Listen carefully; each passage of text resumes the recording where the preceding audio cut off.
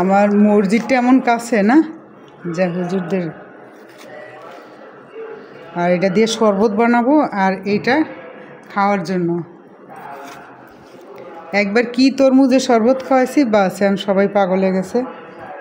এই যে আমার ছেলে নামাজে যাচ্ছে, আর আমার ঘরে আরও কিছু মানুষ আছে, কাছে দেখানো যাবে না। আর আমার ঘরে আজকে আমার গেস্ট আসবে, হ্যাঁ, তাই আপনাদের সঙ্গে শেয়ার করব কিছুটা, যতটা পারি আর কি।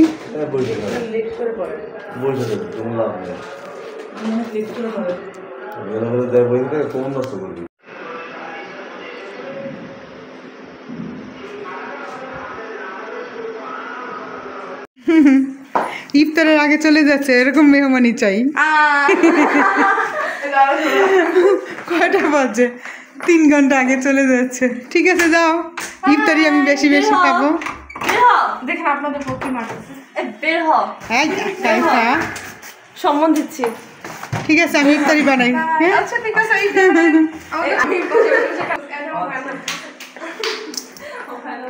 আর এই আমার রান্নাঘরে আলোর আর শেষ নাই, কিন্তু প্রচুর বাতাস আসে। এখন আমি কাজ করব, ইফতারি বানাবো। আর আমার ছেলে ডিস্টার্ব করে, যেখানে অন্ধকার সেখানে লাইট টপ করে দিল আর কি। হ্যাঁ, এই মিম চলে গেছ কোথায়? দেখি তো, আমার রান্নাঘর দিয়ে দেখা যায়, দেখি তো।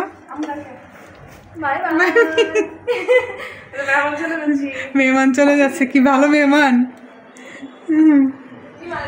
আর কি বানাবো? চিড়ার পোলাও। এই চিড়াটা ভালো হয়, কারণ কি এই চিড়াটা ধুইতে গেলে যেগুলো সাদা ওই জিনিসটা, মানে চিড়াটা একটু মানে ধুইতে দিতে এটা নরম হয়ে যায়, তারপরও খাওয়া যায়, সমস্যা নেই।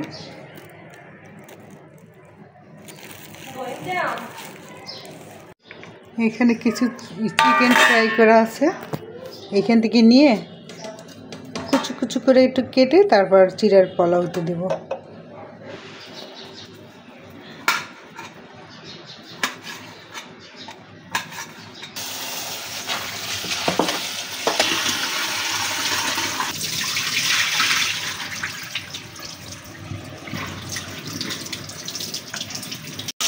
আর 2-1 বার দেবো, তারপর শেষ।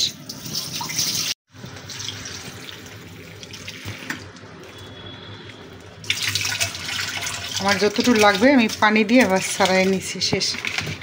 রান্না রেখে ঝগড়া শুনতে চলে আসছি।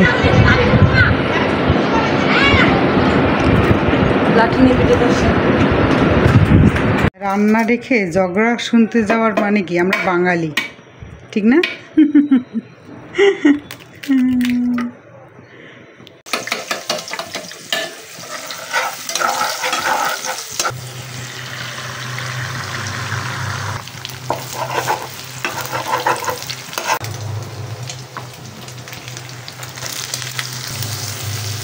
এখানে ফ্যানের আওয়াজটা, মানে বাতাসটা যখন ছাড়ে,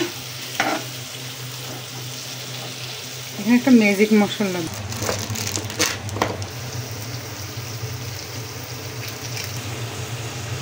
পাতিলটা কি ছোট হয়ে গেছে না একটু?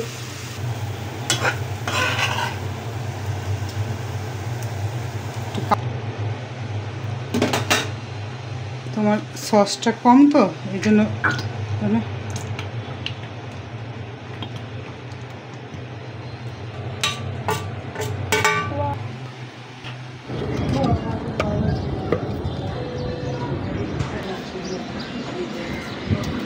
এই যে আমার বাসায় যে গেস্ট আসছে, আমার জন্য গাছ নিয়ে আসছে।